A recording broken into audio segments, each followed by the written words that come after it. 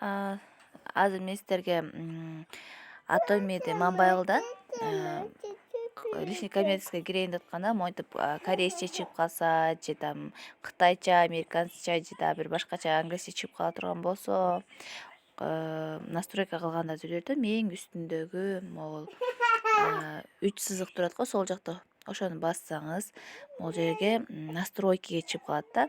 Эң үстүндө могу настройки бирөө сүрөт турат го, ошо бирөө сүрөтүн басабыз.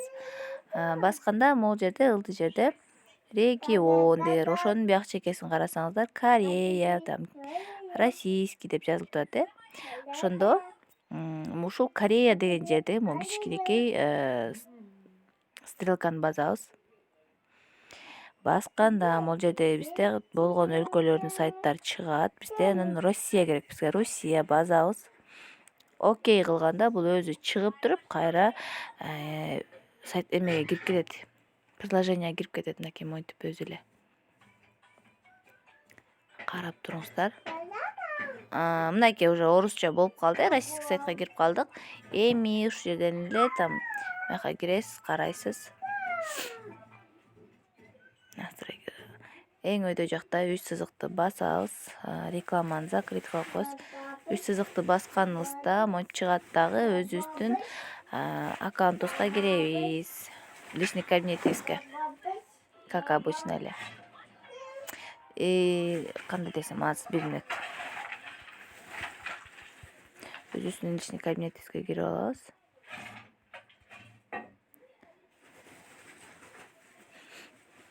Киргенден кийин, например, биз российский сайтта турабыз, бирок корейский сайтта эмне бар экенин билгибиз келсе, кайра эле ушул жерге настройкага кирип туруп эле могул жерден ушул керектүү өлкөнүн товарлары, там анын сайтта эмне бар, там корейский сайтта эмне бар деп кете сурай беребиз ошол жерлерден кирип Корея деп туруп өзгөртүп алып туруп эле, как обычно эле ошол эле ID паролуңуз менен кирип кетесиз.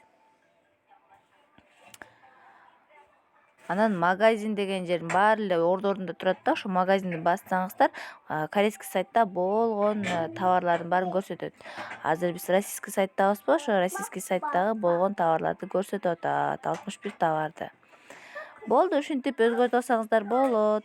Эгер совсем эле өзгөрбөй баары Россияда тура турган болсо, бир сыйра могул жерге кирип, настройкага киргенден кийин могу Россия деп турса, бирок англисче же корейсче чыгып аткан болсо, андай болсо биз мындай кылабыз. Кайра Корея дейбиз дагы, өзгөртөбүз дагы.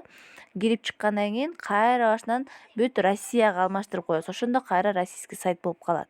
Анын эч эле коркунучу жок.